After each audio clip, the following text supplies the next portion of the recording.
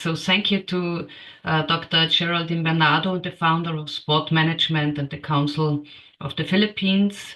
She's also a lecturer at the De La Salle University, board member of IAPESCV, and as she already said, the chief organizer of the next Congress.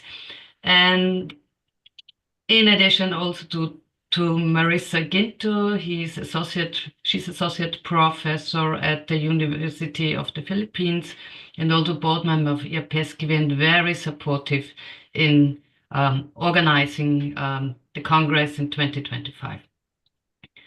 And they also gave us this wonderful opportunity for this webinar. So also a warm welcome and many thanks to you and the organizing team, also to Cristina Ferreira and Tim Lazaro in the Philippines.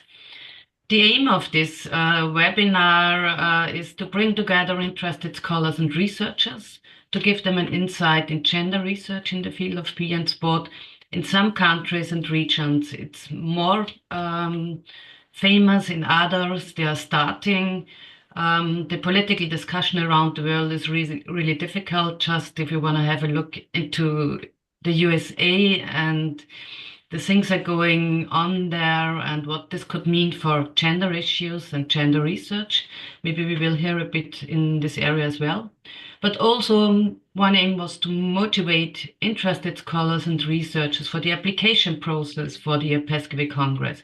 So this will be a great opportunity to get information because the best papers will be rewarded being published in the renowned International Journal of the International Sports Studies. So this is really a big advantage and a motivational factor for going to the Congress.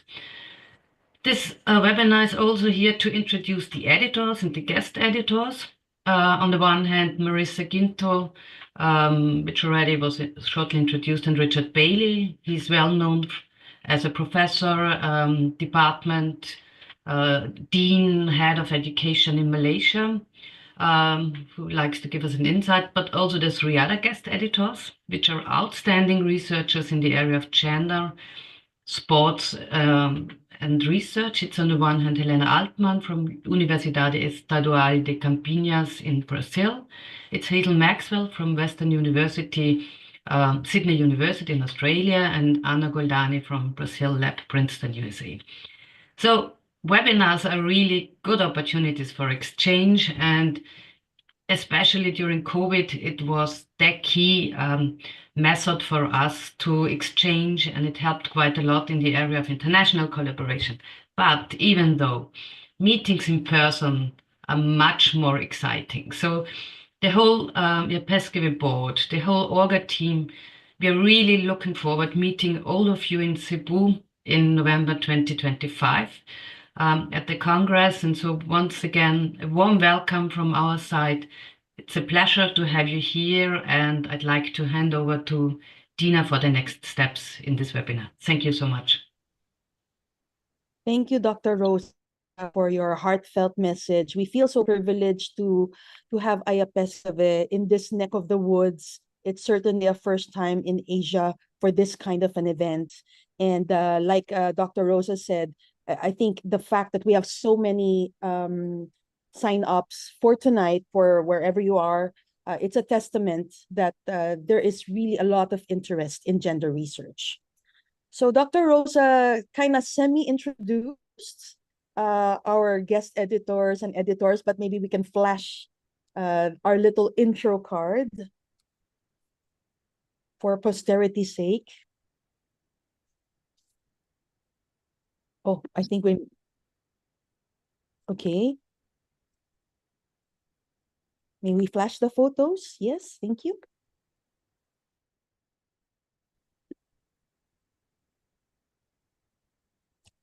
So as Dr. Rosa mentioned, we have with us, we're so privileged to have the editor-in-chief of the ISS, or International Sports Studies Journal. Well, and they have been so gracious to release a special issue, gender, after the culmination of the Congress. So after the abstract and submitted, will choose those that are worthy enough to publish their full papers in the ISS. So we have Dr. Maria Luisa Ginto from the University of the Philippines, Diliman, Philippines, and Dr. Richard Bailey from the UCSI University in Malaysia. Next slide.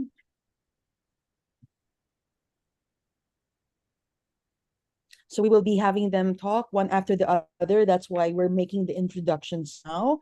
And for our guest editors, we have, for this special issue on gender, we have Dr. Helena Altman from the Universidade Estadual de Campinas from Brazil. We have Dr. Ana Maria Goldani, also from the Brazil lab, but found in Princeton, USA, as well as Dr. Hazel Maxwell from the Western Sydney University in Australia. And so now we turn to our first speaker,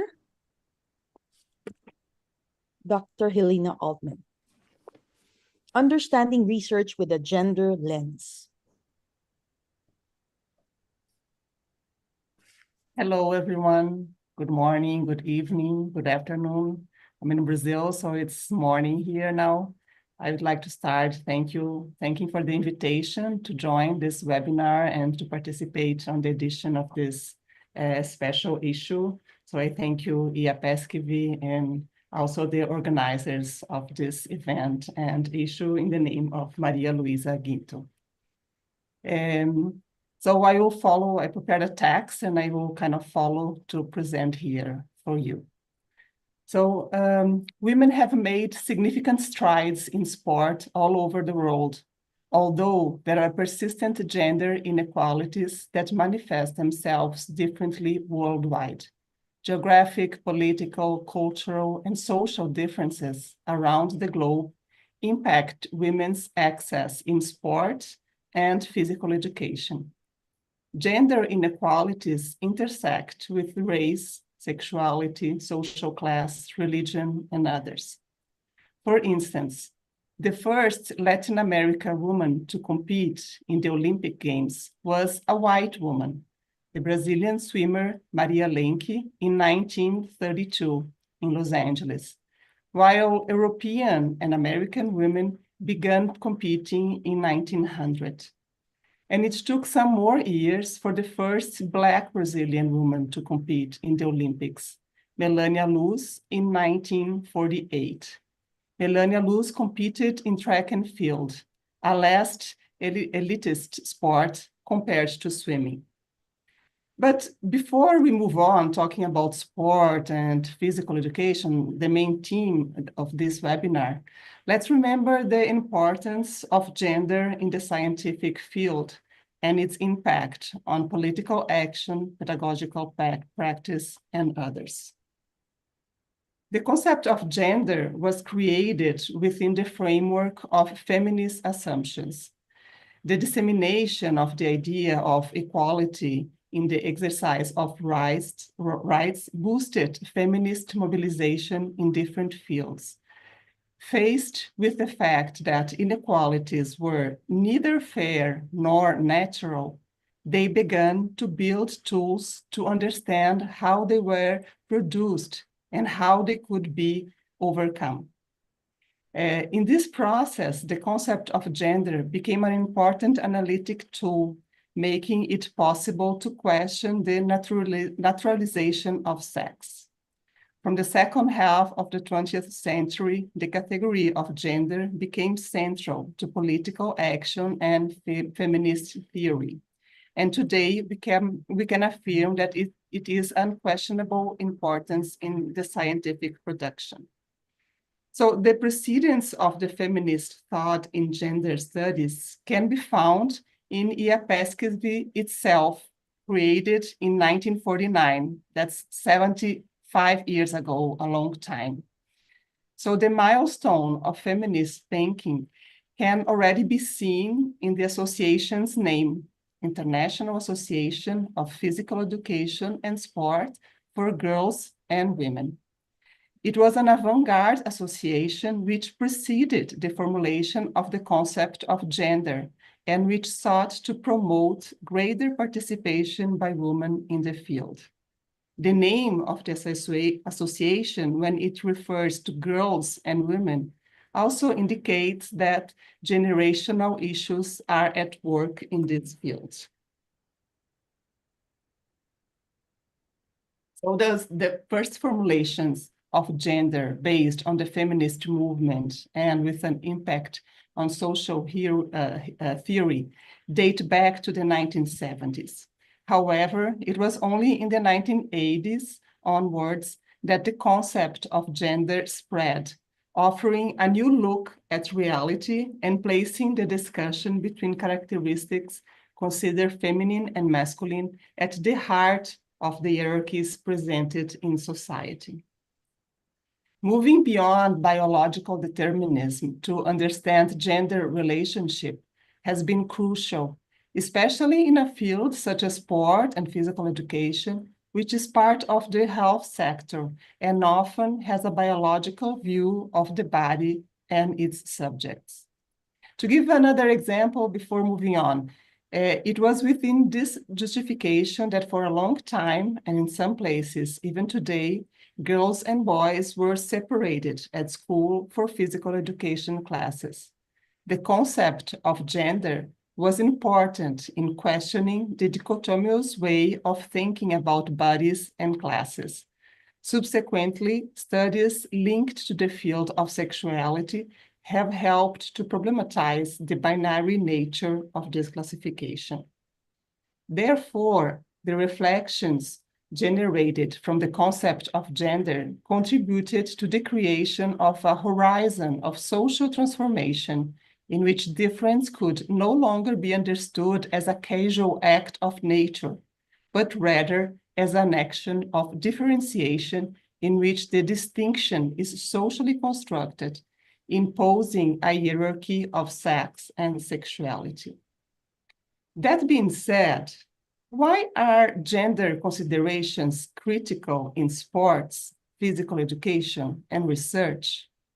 Why is gender still important to reach equity in sport and physical education? So why should a journal, as the International Sports Studies, publish a special number on this theme? I've already given some clues for this answer, but I would like to point out some others.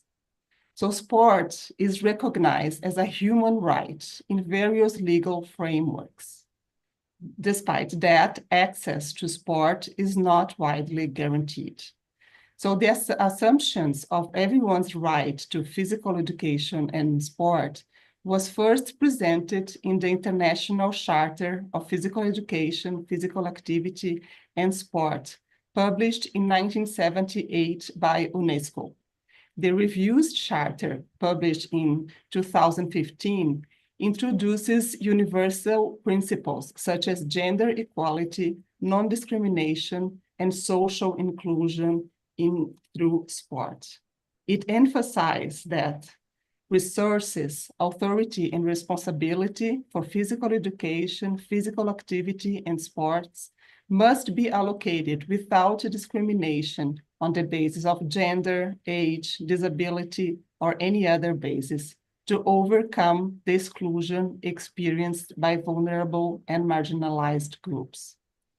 We may also mention the Brinton Declaration on Women and Sport from 1994, which the primary objective of this declaration is to develop a sporting culture that enables values and full participation of women in all aspects of sport. The declaration presents principles that should guide actions aimed at increasing the participation of women in sport at all levels and in all function roles. So those documents are still important because gender disparities are still evident in various contexts, such as school, university, leisure, and professional sport. Gender disparities have not yet been overcome. Women's participation in sport, including women with disabilities, still need to be best understood, as well as transgender participation, sexual violence and harassment, and other important subjects for this field. Let's mention some other examples. Studies carried out in different countries indicate a lower prevalence of active play among girls in both urban and rural areas. Girls also participate less and receive lower quality opportunities in physical education classes at school and university sports.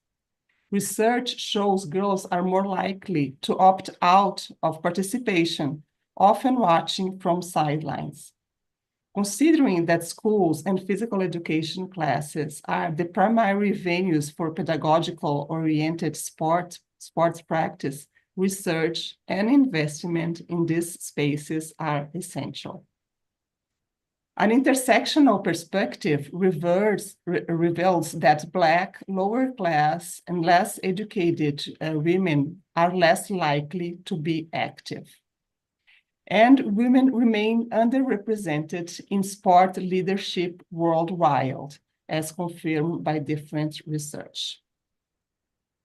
And how about the participation of transgender women in sporting spaces and physical education classes? Some research shows that across competitive sport, we continue to see further narrowing the open transgender participation, and recreational sports are not immune from such actions. So what do we know about that? How can scientific knowledge contribute to the commitment of the rights of transgender individuals to participate in sport based on their gender identity? What challenges does this pose in the field of sport? So I hope these ideas about the importance of gender in sport and physical education inspire us to reflect on contemporary challenges in this field, encouraging new research and practices, and hopefully some of them will be published in this special issue. So I thank you very much for your attention.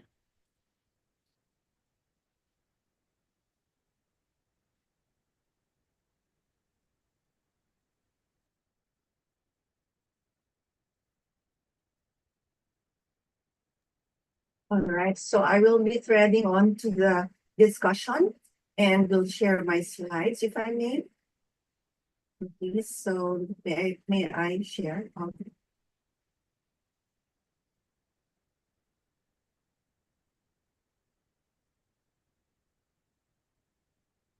All right, so I hope my slides are seen by everyone. And so I'm going to segue with the use of feminist theories guiding gender research in sport, physical activity, and physical education. I think some of them have been mentioned already by Helena, but I will elaborate a little bit given my time. So basically, let's try to unwrap what is feminist theory, okay? And so I'd like to zero in on two key ideas here in terms of answering why is it essential for the study of sport, physical education, and physical activity. And also the overview of the key tools, because I don't think we have enough time to go through each theory, but at least to be able to investigate and examine what are these main themes that underlie the different theories. Okay?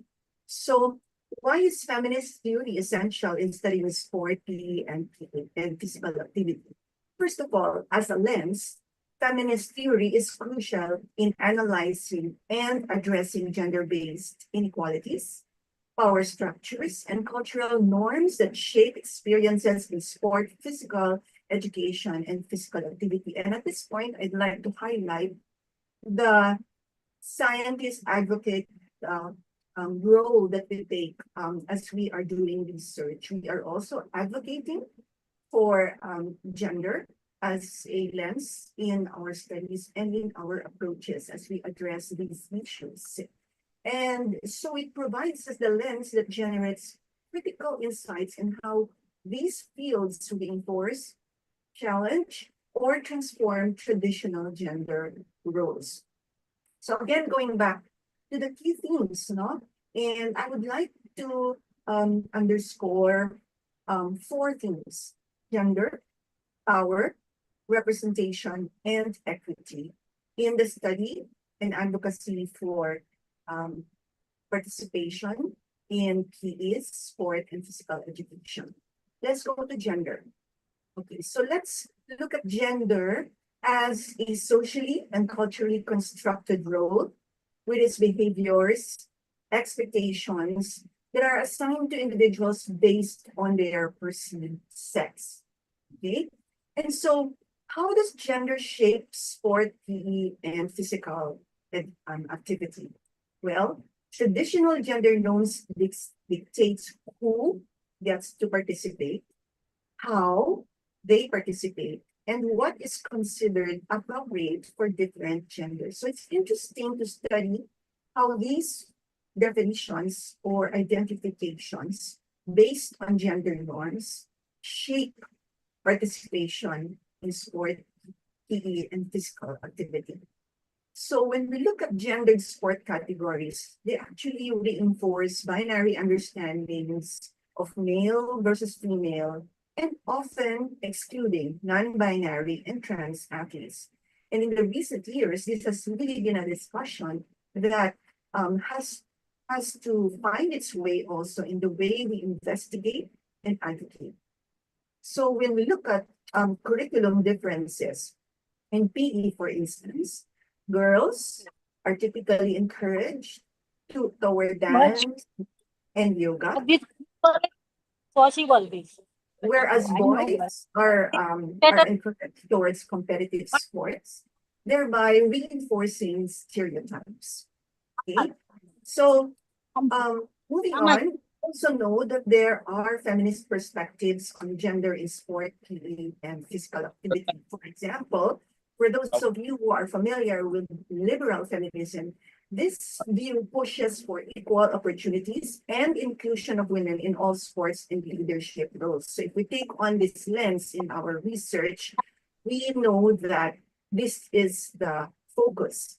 And then we also have the lens of radical feminism, which critiques sport as male-dominated institution that reinforces patriarchal values. Or if we take on the lens of queer and intersectionality, intersectional feminism, we kind of challenge the rigid gender binaries and call for more inclusive policies, for instance, for LGBTQ plus athletes. So you see, the lens that we take will also define what we are investigating and how we are investigating the theme of gender in sport and physical activity. The second theme that I'd like to highlight is that of power. The question on who controls sport, PE, and physical activity is an area of study and advocacy that we might like to consider. So when we speak about power in sport and PE, we refer to the control over rules, policies, institutions, and cultural norms that shape access, participation, and representation in these disciplines. So, for instance, how is power exercised in sport, PE, and physical activity? In the area, for instance, of governance and leadership, we can look at the majority of decision-making positions that include coaches, executives, policy makers that are predominantly held by men. We can also look at media and sponsorship, where men's sports receive more media coverage, funding, and endorsement, reinforcing male dominance. And then we can also look at regulation of female bodies, where women athletes face policing over uniforms, hormone levels, and femininity. Okay, so the feminist perspectives on power in sport and PE include radical feminism, the theory of radical feminism, highlighting how power of these structures in sport systematically disadvantage women. And it also, we also have the Marxist socialist feminism that links gender inequity to economic structures, including pay gaps and funding disparities. And then, of course, the intersectional feminism, which explores how power structures marginalize athletes based on race, class, sexuality, and disability in addition to gender. Okay? And then the third theme is the visibility, the representation, where we investigate visibility and stereotypes in sport and PE. So representation refers to how different genders are portrayed, recognized, and valued in sport, media, and education. And the key issues here are the media bias, stereotyping, coaching and leadership roles. So if you are interested in any of these, you can look at representation as a focal point in your study. And then, of course, we have the curriculum representations in PE that reinforce male-centered models of sport and sidelining gender diverse experiences. Okay, so I'd like to just skip this so that we can move on to the fourth important theme, which is equity. Okay, so equity is a concept that goes beyond equality to structural change. So equity ensures that individuals have fair access, resources, and opportunities in sport and PE, recognizing that different groups may need different types of support. So when we look at the two concepts of equity versus equality in sport and physical activity, we need to acknowledge that equality, okay, involves treating everyone the same, giving them the same resources, access, for instance. However, when we talk about equity, we recognize the systemic barriers and provide targeted interventions based on these systemic barriers. So, for example, increased funding for women's sport to address historical underinvestment. So examples of gender inequities in sport and PE include the gender pay gap, the access to facilities, and the lack of safe spaces. So if you have topics that explore, okay, these areas, then of course we will welcome that. And so when we look at the different feminist approaches to equity, we also have the incorporation of the following lenses in the study of equity. Okay, so what we're saying here is that we need to define and articulate, okay, our what do you call this? Our lens. And so I just wanted to show that these are the different feminist theories, but we have no time to discuss them. But moving forward, how do we apply them? Well, feminist theories provide the critical tools to challenge gender discrimination and promote fairness, inclusivity, and empowerment in sport, PE, and physical activity. It also helps us understand gender, power, representation, and equity, allowing researchers and practitioners to, one, advocate for policy changes that promote inclusion and accessibility. Two, reshape sport and PE curricula to challenge stereotypes and encourage diverse participation. Three, increase representation in leadership and media to combat bias. And support intersectional approaches that recognize the multiple identities shaping sport experiences. So, by integrating feminist topics and theories into research and practice, we move closer to a more equitable and inclusive sporting world. And I'd like to pass on the baton to Professor Richard Bailey, who will now expound on the different methodologies that will allow us to study gender in sport, physical activity, and physical education.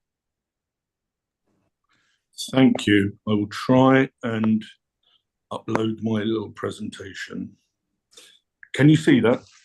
Yes, we can. Excellent. Well, thank you very much, Marissa, and an excellent introduction to what I'm going to be talking about. It is an honour to present to you today. I have a long-standing affection for IPESCV, and the rumour is I was the first man in the world to join it. So this is particularly interesting. Time is limited, and I'm aware that there are people in this room now, this online room, who know a lot about research, and I'm really reluctant to explain the obvious to them. In England, we call it teaching granny to suck eggs. So please be patient with me, because there are people who know more and people who know less. But I just really want to talk about some of the methodological questions, because I think this is the future for this type of research, to become, on the one hand, more rigorous in our research, and on the other hand, more adventurous. Hey, there we go. That's not really come across well, so I'll explain what the slide is saying. If you're going to talk about research in a very basic way, everything begins with the question: what is it you want to find out? What is it that is of interest to you?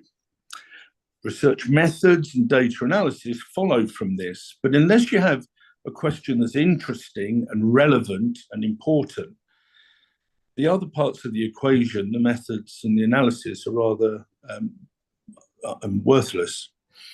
When we talk to students about research, they tend to think about what methods to use, how do you analyze data, and so on. I think this is not correct. We need to think about interesting questions, and if we do that, everything else makes sense. But there's another part to this. If we're beginning with questions, we have to accept that we do not know the answer. In other words, we have to accept a degree of humility. Humility is not a phrase often associated with scientists, but I think it's important. If you're going to ask a question honestly and earnestly, then you have to accept that you don't know the answer. And I think simply accepting that teaches you that there may be answers to your questions that are not welcome or not wanted, but we have to be open to it. It also teaches us, I think, that the really interesting questions are requiring new and innovative ways, particularly in an area like gender, where, as Marissa's just said, power corrupts everything. Power infuses into every aspect of the experience. And it also enters into questions of research. If we use traditional research methods in a context underlined by power imbalances and power dynamics, then we're missing out a large part of the context. So I'm going to later on suggest some ways to make that a little bit more fair. If you're not sure about what the words qualitative and quantitative mean, essentially it goes like this. Quantitative research is research in which you are dealing with numbers, how much, how far, what proportion, what percentage, and so on. And qualitative research is research in which you are not dealing with numbers. Why? How do you feel? What do you think about this? In a simple way of thinking, that is the distinction. Quantitative research typically is what we associate with proper science, measuring and testing and so on. Qualitative research is by far the dominant form of research in gender studies, by far, talking about people's experiences, the lived experience of being a female athlete, or what's the experience of being a female coach, and so on. What is the experience of being a lesbian teacher or a gay teacher? These are qualitative questions, and they give the priority to subjectivity, or what is it like for me? A good qualitative research project captures the experience of being somebody, of living a life. The good quality quantitative study provides us with some sort of objective measure. And in fact, much research method goes to great lengths to remove the person from the equation. So really there are two ways of thinking about research. We think of research in terms of measurement, or research in terms of experience and perception. That's fine, but the problem with that is that a very large amount of interesting questions don't fit this simple narrative. For example, what we call mixed methods research is research in which we use both quantitative research and qualitative research. And in many ways, this is the direction in which social science research is traveling, by recognizing that there are aspects of the situation that could be measured, how much, how far, how many, and there are aspects of research that cannot be easily measured. Why? What does it feel like? What do you think about this?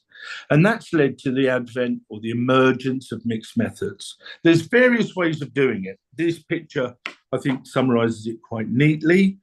You can either mix them together, that's the way I tend to do it. So you do some number research, some questionnaires, some surveys, or you do some interviews and you dynamically try and reach an understanding by merging together both quantitative and qualitative.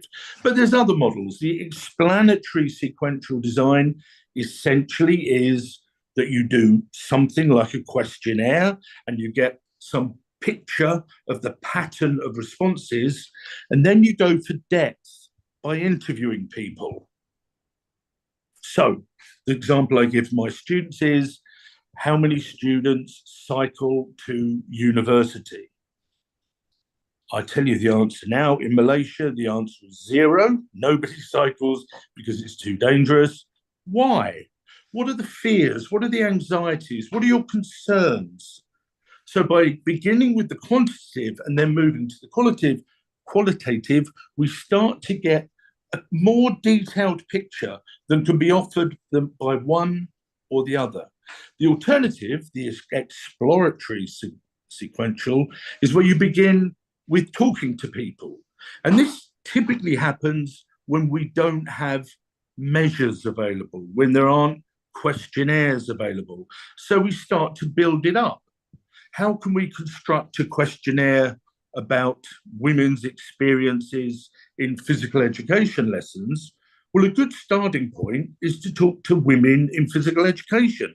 That will start to give us some of the key concepts. And then we can start putting together questionnaires that we test and see if they're valid and appropriate and do what they're supposed to do. So mixed methods has a great advantage of combining the strengths of quantitative research. Numbers have power, numbers have authority, numbers can give us generalizable findings, so we can work with one group and conclude about the whole group. But qualitative research can give us why, or what is it like, or what do you feel, what do you think? And most of the questions within the field of gender studies, I think, fall on the boundary of numbers and not numbers, numbers and feelings, numbers and thoughts. So mixed methods is a highly practical solution to the problem of people being complex. This is a hopeless, I'm so sorry about the picture, but you can read some of it. So I think one of the problems confronting us in any situation with gender, and actually applies also to situations with ethnicity and situations with young children, is the question of quality. What does it mean? Well, quality essentially means that if you carry out a research question and a research project without seeking to ensure that the answers you receive are honest and truthful and valid, then your research is invalid, is a waste of time. So if me as an adult university professor interview a 4-year-old child about their views of physical education, and I ignore the fact that this 4-year-old child has been brought up to do what adults tell them and to behave well and to be cooperatively, I have wasted that child's time. So I have to develop ways to overcome the power difference. And these are some examples. If you want somebody to give you an honest answer about anything, giving them an opportunity to think about it in advance is a very good idea. So you might give them things to read about, give them diary ideas, invite them to reflect 会议都 upon 说 what, 提前做准备是一个好的。 reflect upon what Okay. they're doing. Storyboard and theatre methods are where you give the people, whether it be children or women or whoever, the opportunity to act out various ideas.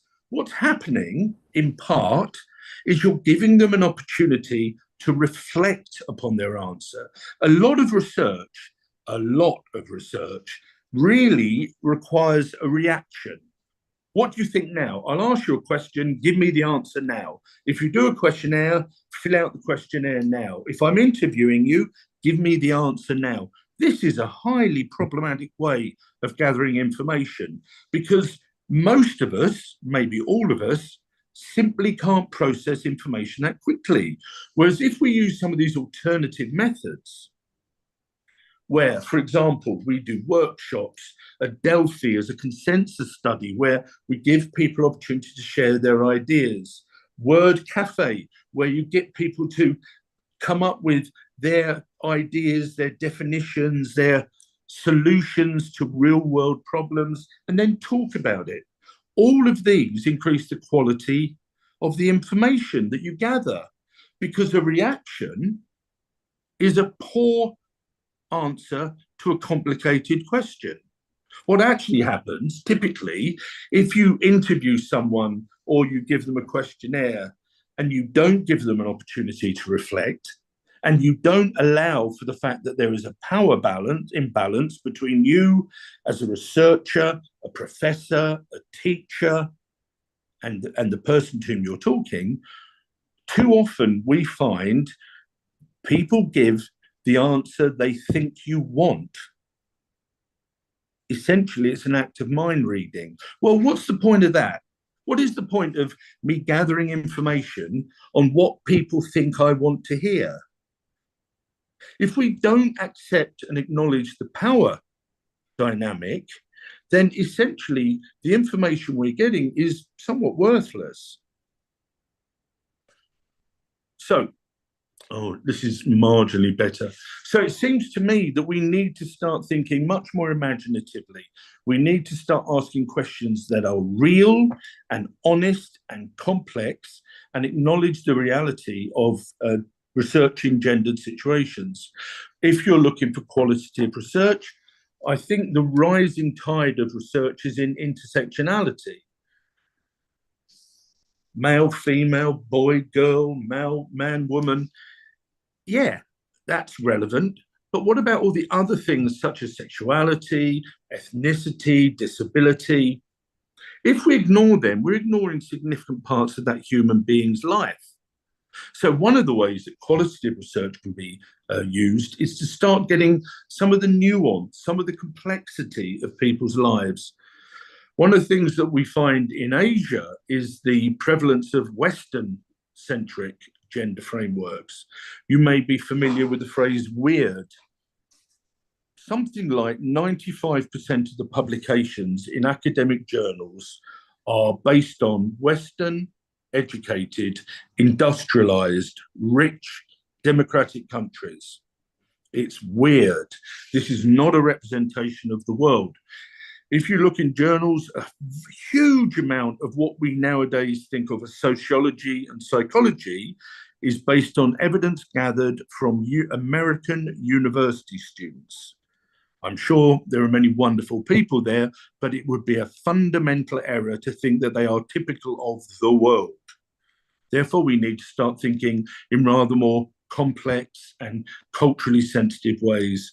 And to recognize the role of the body. Qualitative research really is the only game when it comes to talking about what it is to live a particular existence. To look quantitatively, we now have the benefit of huge data sets, AI, and machine learning. Well, what can we use that for? Is it possible, for example, to get a picture of participation rates around the world by utilizing many different samples, different groups of people? AI suddenly makes that a possibility. We need to think about longitudinal studies. Very many studies that are carried out and published on gender are called correlational. They're just snapshots. The reason is these things are expensive. Maybe the solution is to collaborate. Maybe the solution is to pool each other's resources. And of course, pay and sponsorship. Quantitative studies, economic studies can be illuminating about this. And what about mixed methods? I'm aware of the time, so I'll be quite quick. We could, for example, look at equity in policies by looking at the statistical information and interviewing actual people. Many quantitative studies, I sometimes wonder, did they actually talk to anyone? Because that seems quite important. If you're talking about gender equity, is the experience of being in that situation, or the effect of psychosocial impact on sport. The evidence of the benefit of sport on girls and women is highly mixed. There's data that says that a well-developed program can contribute to confidence, self-efficacy, self-esteem, social inclusion. And then there's a body of research that says exactly the opposite. Why is that? The only way we're really going to understand it is to get quantitative data, large-scale surveys of lots of people, and then to talk to people, interview, build up detailed understandings of their existence. And then likewise, gender representation studies. People talk about it a lot. Most studies rely on very small sample of evidence. By thinking collaboratively and working together, we suddenly have the possibility of doing global research, moving beyond the Western bias. So if you can see there, Terima kasih, thank you.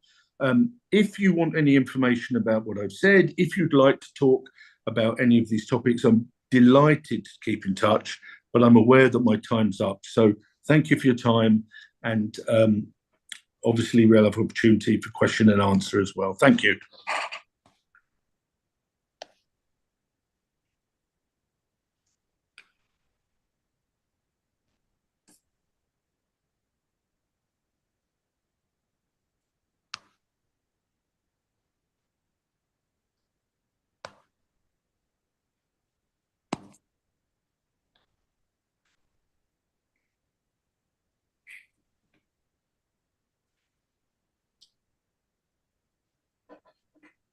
Hello, can everyone hear me? Yes. Yes, we Perfect. can. And can you please put your slides on presentation view for us to appreciate it more? Sorry, can you not see them? We can, but you have, you have to click the presentation view in your PowerPoint slide.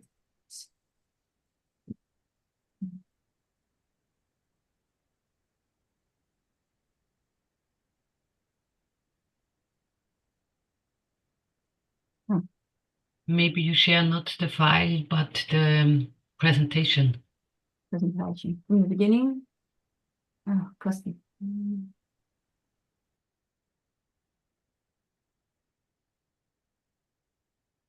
It's not in the PowerPoint. Maybe go back to the sharing.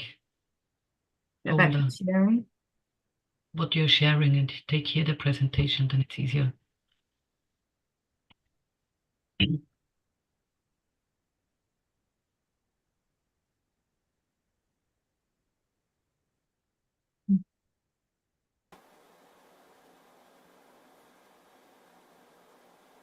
Yeah, Hazel, yeah, that one, the upper left. Was that correct, the one before?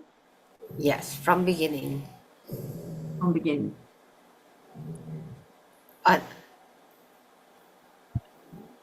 Okay, well, uh, I think the problem is not that you're not from the beginning here. It's from what you are sharing. If you go back to the Zoom, to the sharing, to share, and then you can decide if you. not sharing. Yes, maybe.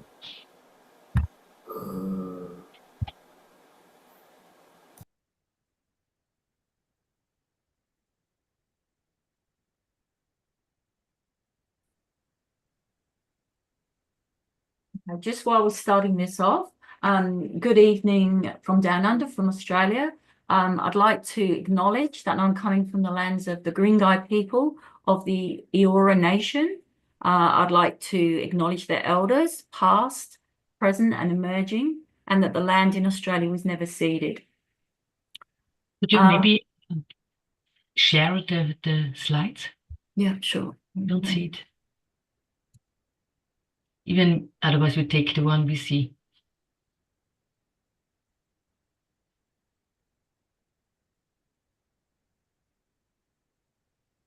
Super. Perfect. Perfect. Yeah, perfect. Thank Okay. you. So that was just my introduction. Then I'm leading on from a lot of what Richard Bailey's already said, and also Maria. So that should be good. I can just focus on other methods and methodologies and fit into the feminist theories, particularly around my research, which is around intersectionality and a strengths-based approach, and particularly looking at the intersection between gender and ethnicity, and using case studies to demonstrate gender responsive research. So case study can be both qualitative and quantitative. It can have both of those elements. From my research I'd like to talk to you about tonight, we're going to look at the case study approach of Robert Stake. And in my PhD, I considered how organisational practices facilitate and inhibit the social inclusion of Muslim women in community sports settings. So this is obviously at the intersection of ethnicity or race and gender. So case study is a very effective method where you have interviews, focus groups, secondary data, and documentary evidence. Good for using in organisational analysis, in sport management, and also widely adopted in social inclusion and sport research. There are a number of theorists that advocate for the deployment of case study approach to develop theory.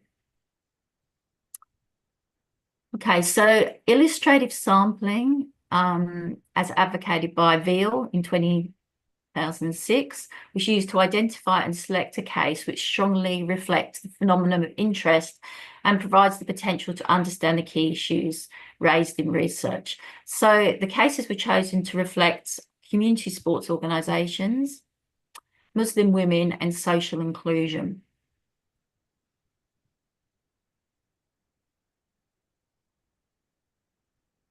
Okay, another case I'd like to share with you involving both gender and ethnicity.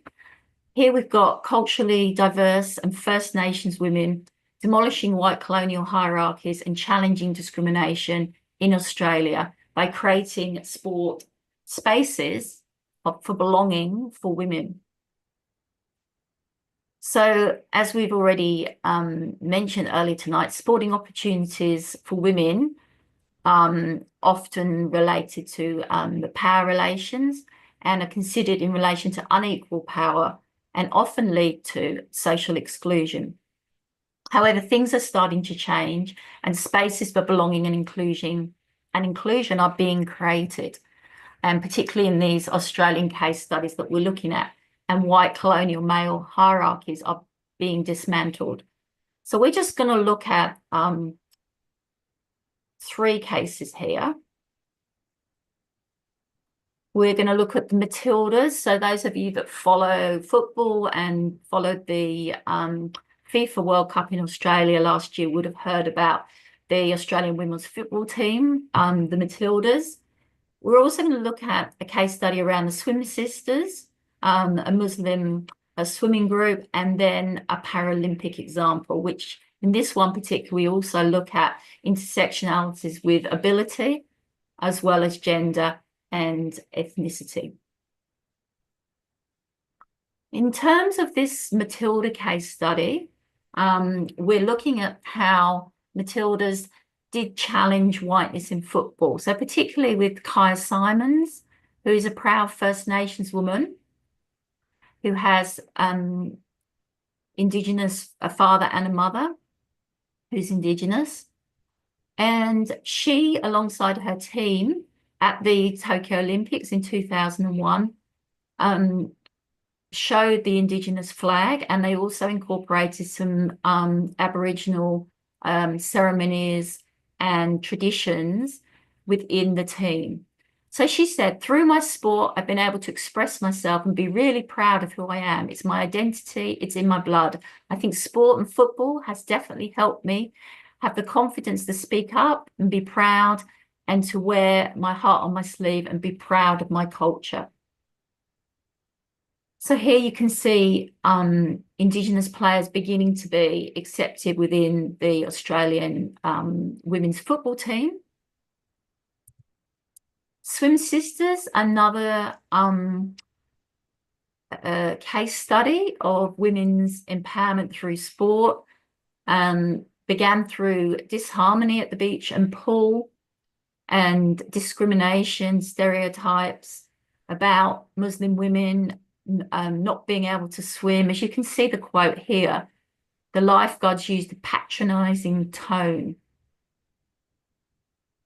They didn't believe that Muslim women were wearing burkinis, which cover them up like this, as shown in the photograph, could be empowered and could swim. So these Swim Sisters are really breaking this stereotype.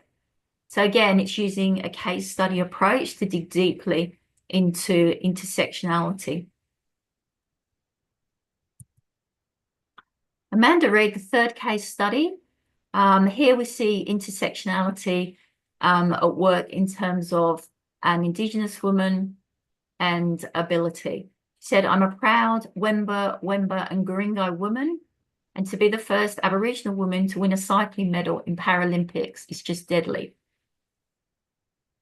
So these three case studies show that strengths-based intersectional lens to explore women's experiences can be undertaken using a case study approach.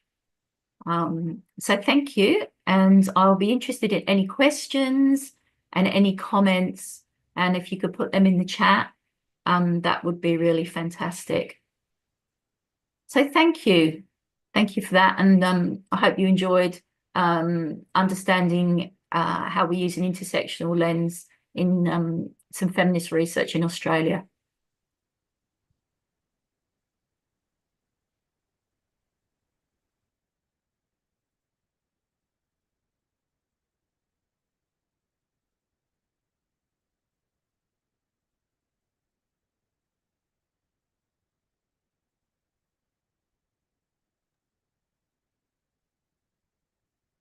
Hello, Anna. Anna Goldani. Hello. Dr. Anna. Yes. Thank you. Okay, it's my time. I didn't recognize. Okay, can you hear me? Okay. Yes, we can. Well, first of all, I would like to thank the invitation to be here. It's kind of very special to be able to be back in the academic discussions through a completely different topic for me, you know, but Marisa and Beatriz end up convincing me that I have something to say, and I appreciate that, because after all these talks, I can see that my proposed topic, in fact, has a lot to do with the current discussion. In fact, what I'm proposing, it's to put attention in the big picture, the big panorama that we are facing today in the discussions of gender, that I think has a lot to do with the movements, political movements, and one of my main motivations has been the article of not the article, but the Trump's decision, one of them, in terms of gender issues. I don't know if you put, it's uploaded, the article of New York Times article that I suggested to upload it. Someone can tell me? The Trump's executive order article in the New York Times that I asked to upload, someone can tell me? If not, the idea or my main motivation was to take the executive order, Trump's executive order, that bearing transgender athletes for competing in girls and women's sports, and discuss the conceptual challenges that this pose today for gender discussion. Then my strategy for this talk, that's, as you can see, will be more informal than the previous ones.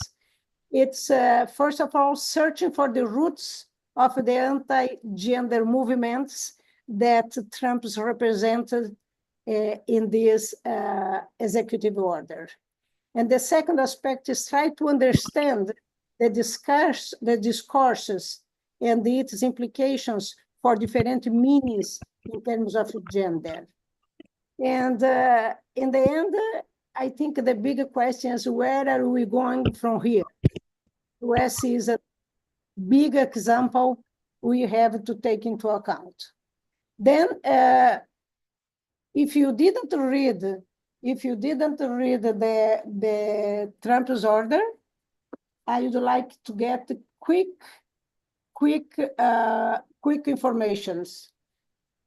20% of all budget in Trump's campaign was in attack transgender population. And this is not new. In fact, he was representing the 50% of the US states that today already bar transgender students from participating in sports, that is consistent with their identity. Then at collegiate level, the guidelines are almost the same. For example, volleyball regulations today hold that transgender athletes must submit documentation that shows they have taken the necessary steps to transition to their adopted gender.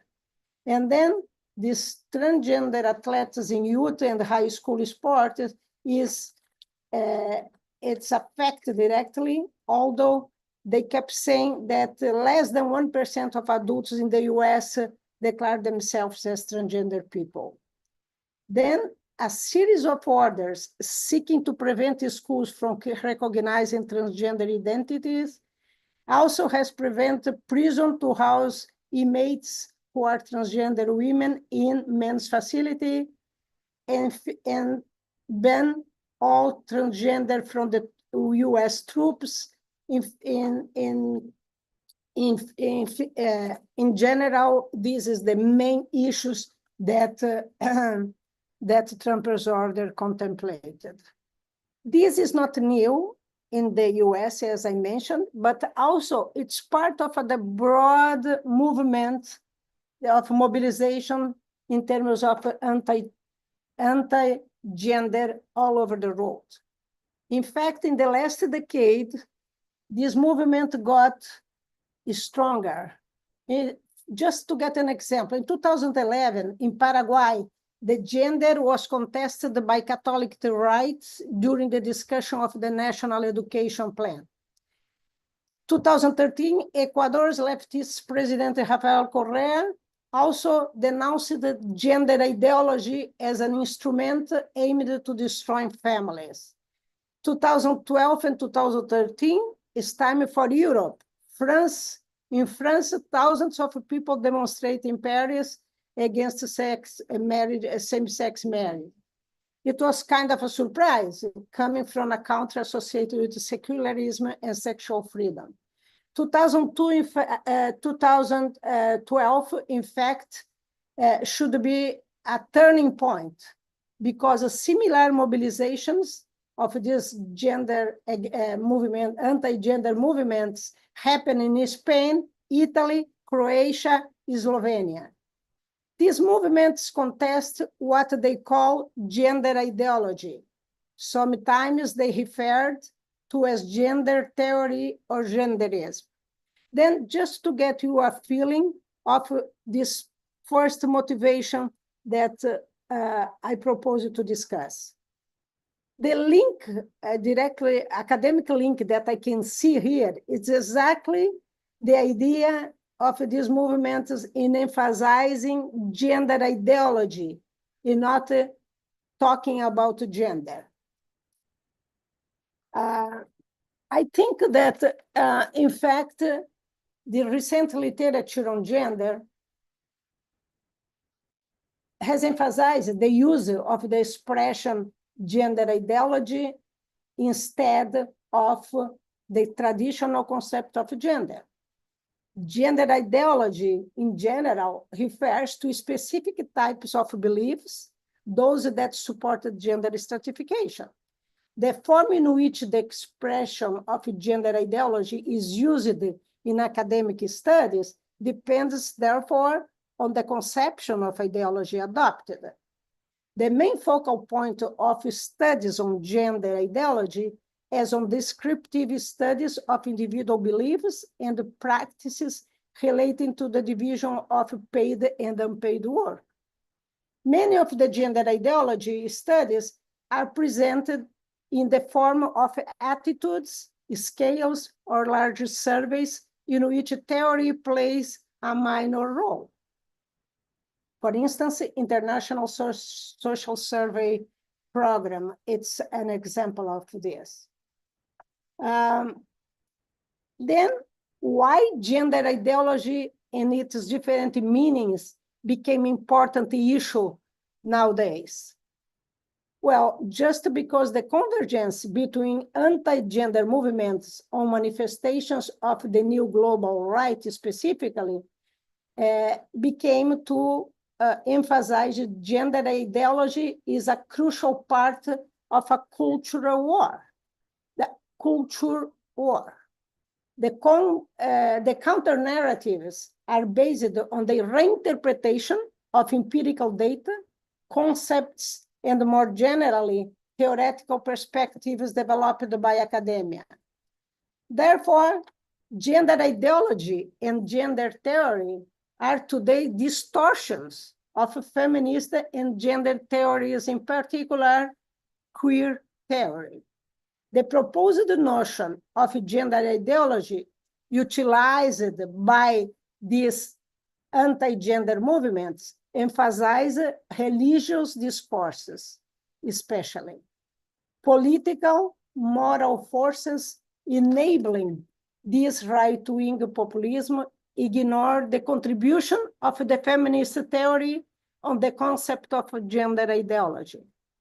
For example, the naturalizing and essentializing discourses of the global right ignore that the academic studies of gender have been based on constructivist approach, as Marisa discussed largely in her presentation, deeply tied to the narratives about the meaning of femininity and masculinity. For example, research studies linked to the sociology of work use the concept of gender ideology. It's by far the most widespread in the feminist and gender literature. But as I say, they just turn around the academic feminist production to reinvent the concept of gender ideology. In fact, according to my evaluation of this literature, gender ideology shouldn't be reduced to the anti-intellectual or anti-academic meaning preached by these groups. Then I think that this is the main two aspects that I would like to talk here. The strategy, like I said, I would like to get a brief idea of the roots of these anti-gender movements. These anti-gender movements include a complex constellation of actors that goes far beyond the specific religious affiliations.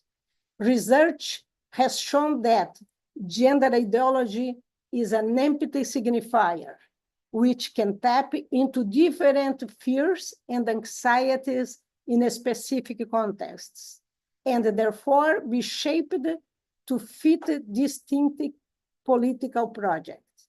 In fact, this is the big, I think the big challenge we have in facing this discussion of gender in these days, because there is so many different groups and different affiliations motivated by this so-called gender ideology as beliefs that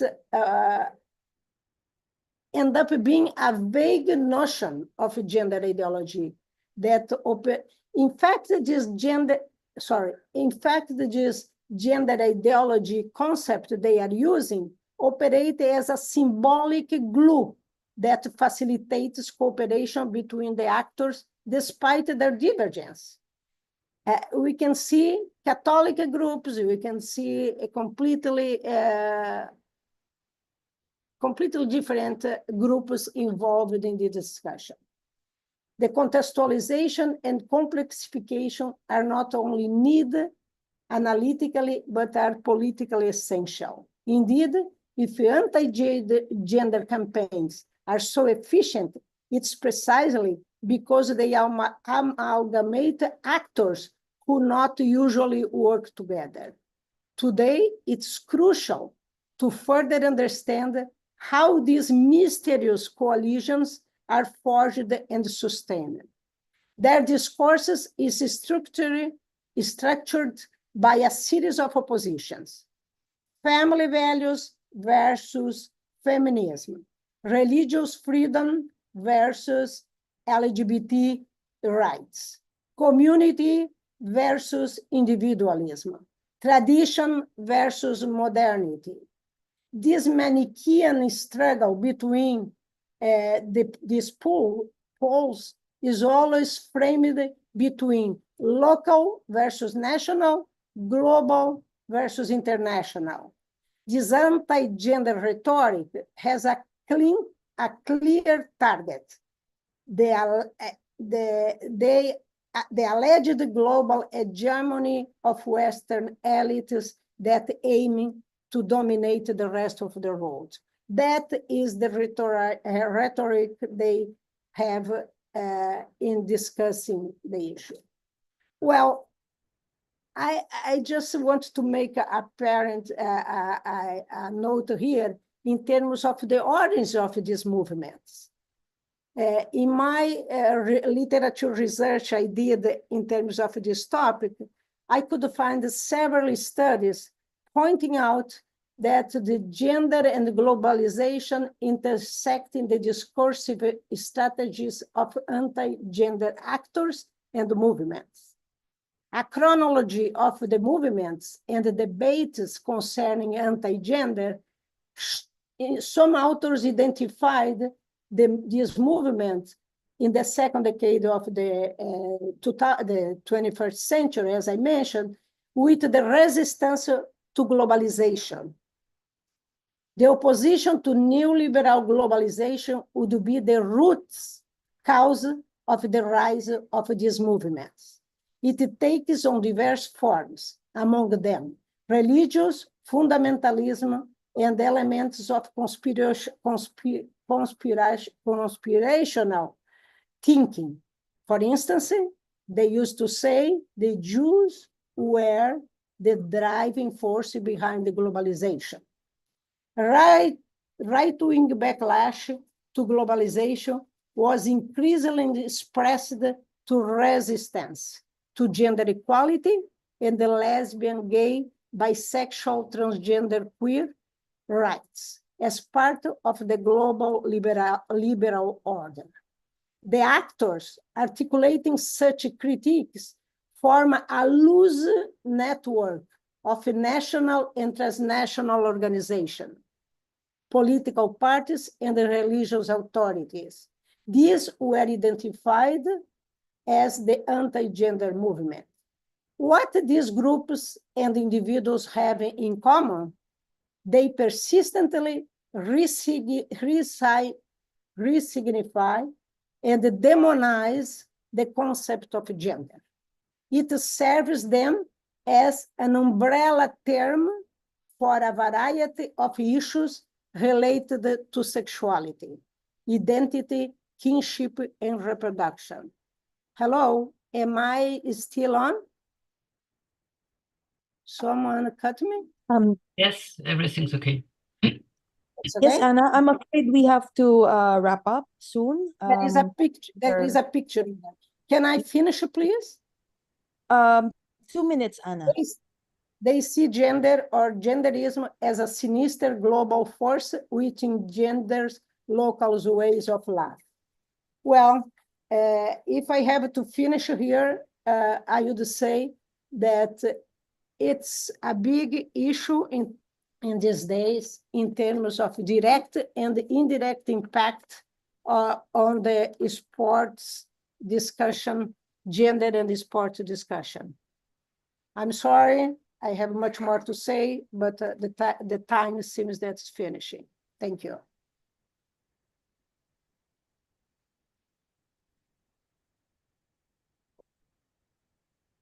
Okay, so perhaps we could hear from our President Rosa as she provides a quick wrap up before we segue to the next part. Yes, Dr. Rosa. Thank you, Marisa, and thank you to all the presenters. This would be a nice picture for us where we could put in our applications for abstracts for the Congress.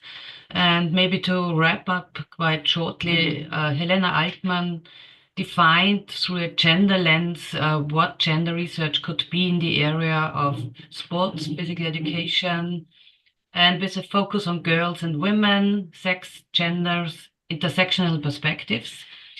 Quite nicely also, Marisa Ginto showed how we could embed our papers or topics into feminist theories, which is what is also really important, that feminist theories could guide the gender research, and the 4 issues like gender, power, representation, and equity are important issues, and she showed very nicely how to combine it with theory. This is also an interest of our association to work on evidence-based information versus fake news, which are very prominent nowadays.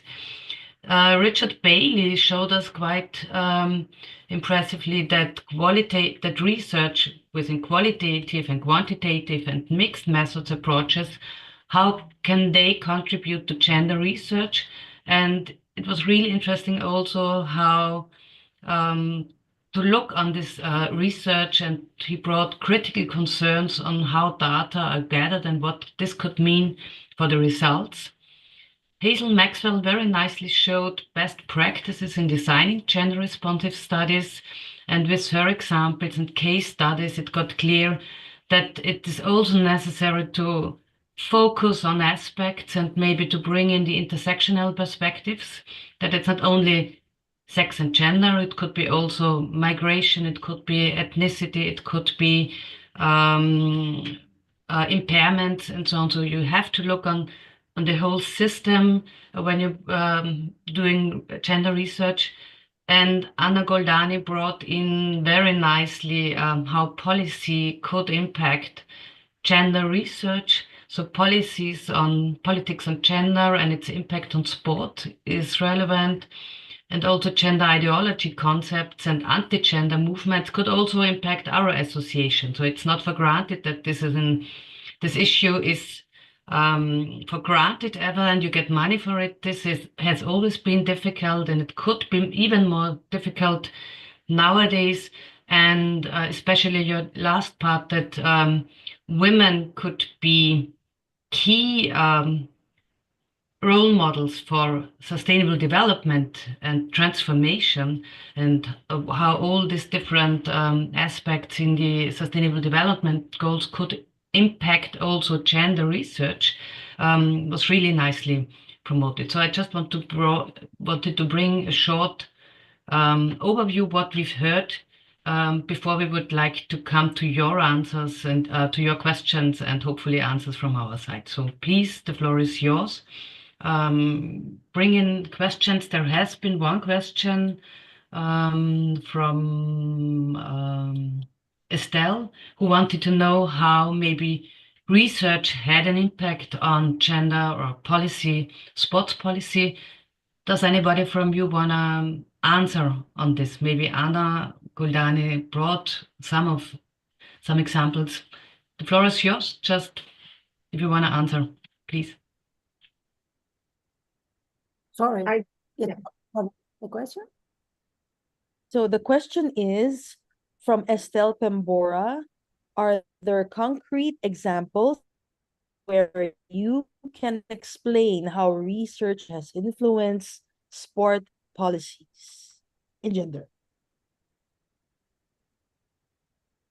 I believe Doc Marissa can answer that. If it's okay, yeah, Dr. Anna, I'll take a few bullet points on this, because I was actually supposed to show it on my slide, but let me just share it now to give a very brief look on it. Okay, so I think what we did earlier was talking about also moving forward. When we advocate also for change, so it's a tool that we can actually use, because sometimes when we do advocacy work for policy change, we need to draw from research to support. That is why in the beginning of my segment, I talked about the scientist advocate role that we must take. Drawing from our research, and that's why it's very important for us to encourage everybody in this webinar to really participate in the advocacy of UF-ESCOBE by doing research and participating in the discourse. Because what happens is we can really shape policies based on our research initiatives, even in terms of reshaping sport and PE curricula, okay? Increasing representation in leadership and media. We need to show the evidence. We need to show the disparity that we are talking about. We cannot just be raising the issue without supporting it with data and evidence. And so the frameworks that we mentioned a while ago are tools for us to be able to identify and to really zero in on specific areas of power, inequity, leadership, and all of that. So by integrating feminist theories into research and practice, we really move closer to a more equitable and inclusive sporting world. So I just wanted to reiterate that so that we can link up to what we've been discussing earlier. Perhaps Anna would like to elaborate, and then the other speakers.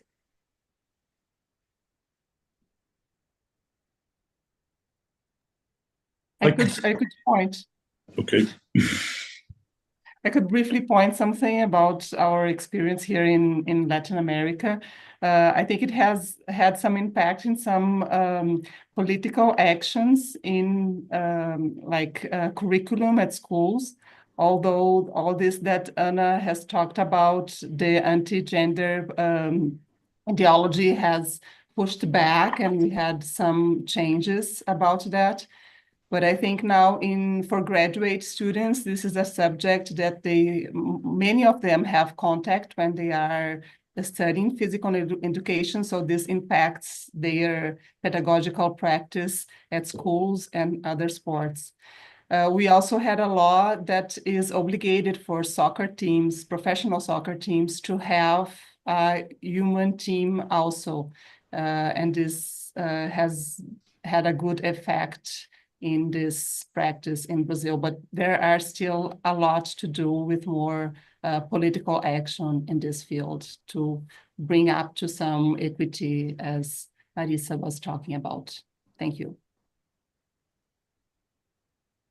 Yeah, I think Professor Richard wanted to segue into that also. Yeah. I mean, I've been involved in translating research into policymaking in various ways. I'd be honest, if I was to summarize the reality of research and policymaking, it would be normally research does not inform policymaking. Policymaking selects research that supports their existing definition, their existing agenda. But also, I think one of the ways I think that we can make this work for us is to recognize how policymaking works. And my way of thinking about it is the philosopher Karl Popper, who said, "To what problem is this a solution?" If we cannot present our work as solutions to real world problems, then why would they listen? I'll give you an example. Building up to the 2012 London Olympics, the government had made a claim that the UK would come third in the Olympics, despite being a teeny tiny country. And somebody pointed out, if you invested in women's sport and female participants, that would be a very valuable contribution. There was no feminist agenda. There was no political agenda. It was entirely that we can provide a solution to a problem you have created. And it worked. Exactly the same argument was used to promote disability sport in the Paralympics.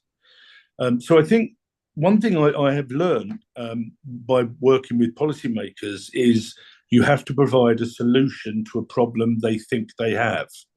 Sometimes one way of overcoming it is to persuade them they have a problem, such as in Malaysia, for example, female Muslims have concerningly low levels of physical activity, and that translates into the public health agenda. I think there are opportunities, there are experiences where researchers have managed to grab the hearts and minds of policymakers, but in experience, it typically has to be translated into solutions to problems rather than simply making a claim. Thank you. Can I say something? I partially agree with the colleague that we are not informing policy. In general, the academic results are manipulated, or better saying, some agendas of international organizations are already conditioning our research. And I'm afraid that this new orientation, especially from the US, on the USAID, cut all the help, not only for research, but also for food programs, all these other aid programs, can be affecting directly the agenda, not only the agenda, but the money that is going through. We cannot pretend that we can survive the international institutions without these fundings, no? And then in some ways, we are already conditioning our agendas in terms of investigation. A last issue I would like to make sure that I've been hearing in this meeting that I would like to call attention. We are talking about women and men. Are we in this binary discussion, or are we including a broad perspective in terms of sports? I think I'm afraid that we should be taking into account the issue, because it's just what Trump did. It's redefine and put back the biological male-female definitions for everything. And then I think you should be more careful about the language. Thank you. Maybe one short comment from Sure. the aspect of the association. IAPESCV is an international association, and on the one hand, it gets clear that we are very much collaborating with other international associations, for example, ICSPE on the one hand, and International Working Group on Women and Sport, the Global Observatory on Gender Equity. So what is easier going is to inform those associations, UNESCO, for example, what results in research brought. What is much more difficult is to get money for the research itself. So there is an imbalance. This is kept back to the countries where the researchers are coming from. And this is a gap we have. On the other hand, as you've said about, I'm focusing on Anna, is the discussion on if you're in the duality of male and female. The aim of the association is to promote the situation of girls and women, which does not mean not to have a look on inter-trans, on the diversity of and the variety of genders, because if you ignore it, there won't be a solution. And to have a focus on human rights is a key aspect in our association. But even though there are so many gaps for girls and women, so we have to keep the eye on whom do we want to promote. But for the solution, we need the whole variety of sex and gender. Just to bring that. Thank you.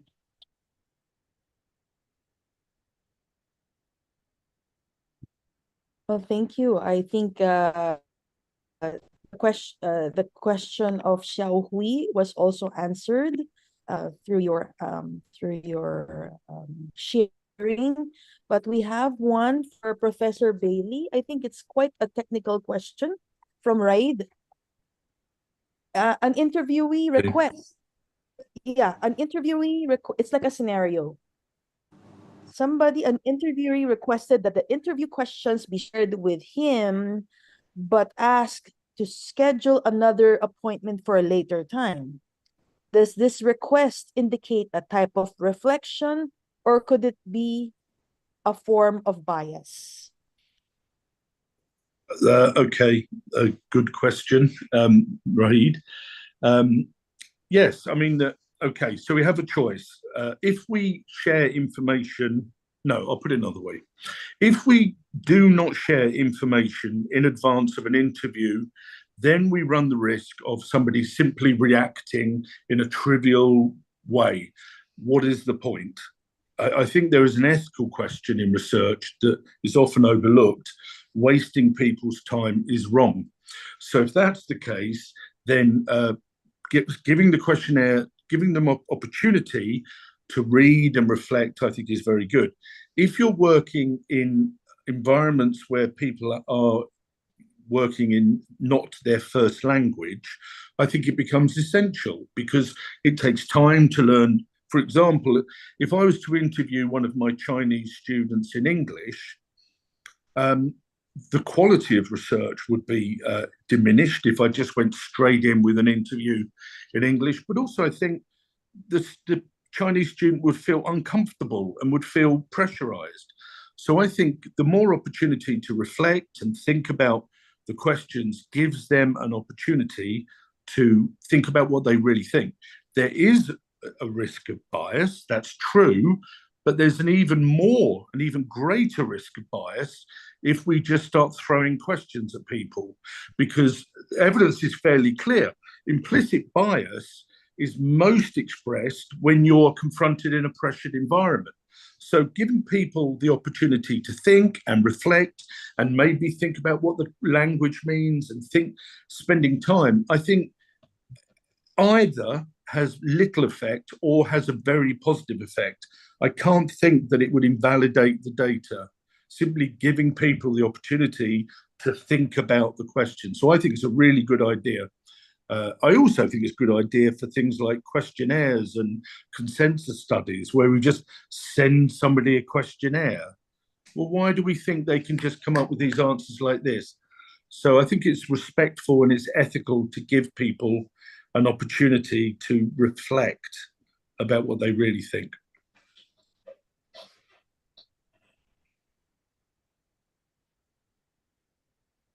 So thank you.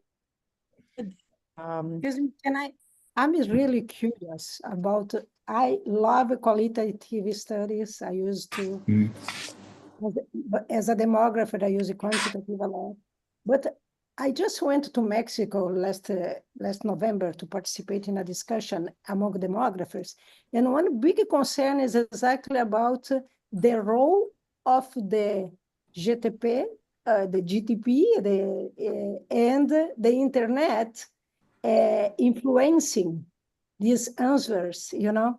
I don't know if you can help us to talk, or you have any experience about, because if you give them time to think, they probably get the answer directly from the GP. So you've spotted the weakness in my argument.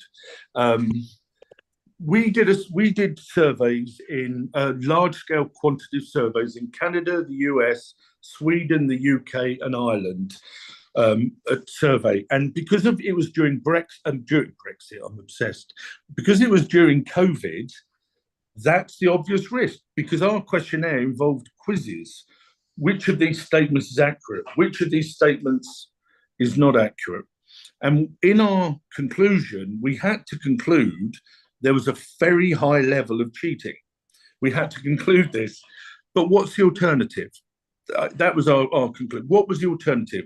If you're doing large-scale surveys like that, we have to accept that as a possibility. What was alarming was how many questions people got wrong. So it was things like about processes of learning. When previously people did studies in the UK and Netherlands, 95% of people got it wrong. China was 99%. So even if you give people an opportunity to search the internet, it actually turns out they probably don't.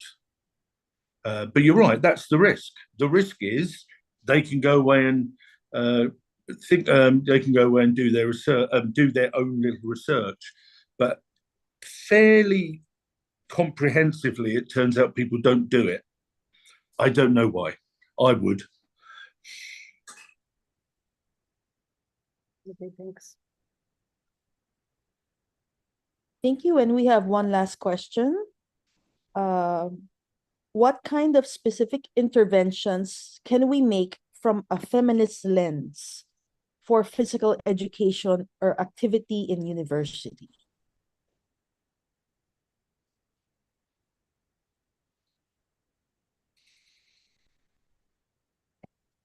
Yes, Doc Marissa, would you like to answer that? Yes, I think a while ago we mentioned in the feminist theories segment about how designing PE and sport curricula must be informed, of course, by the inclusion of feminist theories, because of course we have educational theories, but most of the time what we fail to acknowledge is there is a layer of gender concerns in the teaching of PE and sports coaching. And so a deliberate and mindful inclusion of those frames is very vital. It's not easy because, of course, let's say, for example, here in the Philippines, the curricula is sort of handed down, okay, from the education authorities, and therefore, especially the public school system, teachers have very little room to move around that. But I suppose with some case studies from other countries where there were attempts to document efforts of teachers to really include the gender frame in designing, that would really be good for us to explore, which brings me to also a suggestion that perhaps we could have a webinar on this topic. I remember doing something like this for a group also on how to incorporate the gender discussion and the framing in the design of the PE and sport curricula. So perhaps some of our resource persons today could share some of their experiences.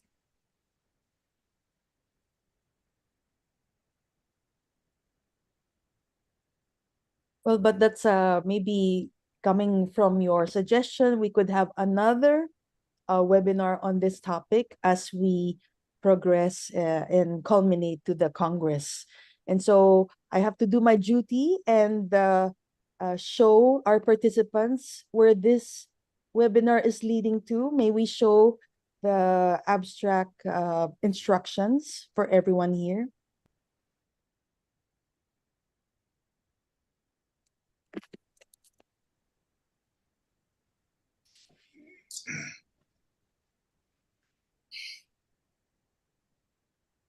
So take note to everybody here. We will have the 20th Quadrennial IAPESCAVE Congress. This will happen in Cebu City in the Philippines. It's very inclusive because you can find it right in the middle of the country. Now, the theme is Equity in Action, a global dialogue on the advancement of women and girls in physical education and sport innovation. So I hope by listening to all our research panelists here that we have a better idea on how we can navigate our own researches. Bear in mind that authors may choose between oral presentation and poster submission in one of the following areas in the context of gender, girls, and women. So we welcome topics from different scientific fields such as gender studies, sport pedagogy, sport sociology, sport management, sport physiology, medicine, sport nutrition, sport technology, etc. So by clicking on this QR code, by scanning it, then you will be led to where you can submit and what the abstract guidelines are. And I'm sure everybody would also be excited to hear from Doc Marissa and Doc Richard about submission of full papers. Yeah. Doc Marissa? Yeah, just quickly, for your information, Professor Richard and I are the co-editors of the International Sports Studies Journal. And the three other speakers are the guest editors for the special issue and on gender. So perhaps maybe a statement also from Professor Richard on the overall scope of the ISS and how gender integrates into the scope of the journal. Yes, Professor Richard. So yeah, thank you. So I think the first thing I would say that Marissa and I agree with strongly is that we're very keen that ISS, International Sports Studies, is a different type of journal than many people experience. We want actively to invite early career researchers. We want to actively invite practitioner researchers and things like that. Oh, I'm sorry. We're really keen for the journal to be a kind of a hotbed of innovation, but also a hotbed for development of researchers. So we give a lot of support to people that submit articles.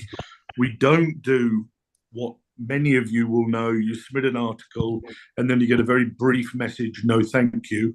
We try and help people develop the article. We try and guide them so that it moves towards publication. So the special issue fits in perfectly within the remit of international sports studies. Essentially, the key word, I think, is international. We're really keen to get away from this Western-centric model that, as I said, weird. Almost all research published in top 2 Q1, Q2 journals comes from a tiny number of countries, really tiny. That does not help us understand the world of sport. It doesn't help us understand sport as a phenomenon. So we're very, very keen to get publications from South America, Asia, Africa, Eastern European, and of course, Australia, the US, and so on. But our idea of international sports studies is that if you publish a study based in your country, that's great. But we really ask that you connect it to the global issues, that you show why it's relevant to people in other countries. And that's one of the things that makes the journal distinctive as well, that whatever the topic, we ask it to be connected to international issues, global issues, and things like that. So I would say this is a really great opportunity. I'm tempted to say a unique opportunity to publish in a world-class journal, because unlike almost all of our competitors, we really want to encourage people who are maybe less experienced, less confident, and you can be guaranteed that it will be supported and you'll be encouraged. We're going to be at the conference as well, so you can talk to us about your ideas as well. So please think about this special issue. Please think about the journal, because we're very keen to be part of the solution to, a global idea of publishing. Is that okay, Marissa? Okay, thank you. I hope everybody's encouraged by that. Yeah, we will provide you with more, hopefully, resources to be able to publish, present, because remember, there are 2 publications that will be featured in the Congress, which is first the publication of abstracts in the Book of Abstracts, and for full papers that will go through review and acceptance. We have the International Sports Studies special issue. So think about those 2 submissions, and we are here really to support you in your publication journey. So yeah, thank you very much, and Geraldine will wrap up. Yes, thank you very much. Wow, we're so encouraged and so privileged again to have all of you here, starting with the president of IAPESCAVE, Dr. Rosa Dickett-Muller, our guest editors, Dr. Helena Altman, Dr. Hazel Maxwell, Dr. Anna Goldani, of course, Doc Marissa, and Doc Richard Bailey. So again, if you wish to have your certificate of attendance, please scan this QR code and we would like your feedback, and we will send those certificates. So since you're part of our mailing list already, you will definitely hear from us and hear about the Congress as it nears this November 5 to 7. And next month is Women's Month. So again, lots to think about whether in terms of gender research. And with that, we bid you adieu, au revoir, goodbye. Goodbye, everyone. Thank you. Thank you very much. Thank you. Thank you. Bye. Have a good time. Yes, we will post snippets of the video in the days to come. Thank you, everyone. Thank you. Oh, so Yeah. the speakers will have a group photo. Speakers Yeah, group. what happened to Richard? I hope he just said it. Okay, we'll have a group photo with Immediately left. I think everyone's still here. We can still Alright. have those here. All right. Okay, I'll take a picture. Thank you. All right. Thank you. Thank you. Bye, everyone. Thanks, Bye. Estelle. Thanks, Very Pierre. nice. Thank you. Bye-bye. Francis is here. I know him. Bye. Thank you. Thank you so much. Bye. Bye, Ruby. Bye.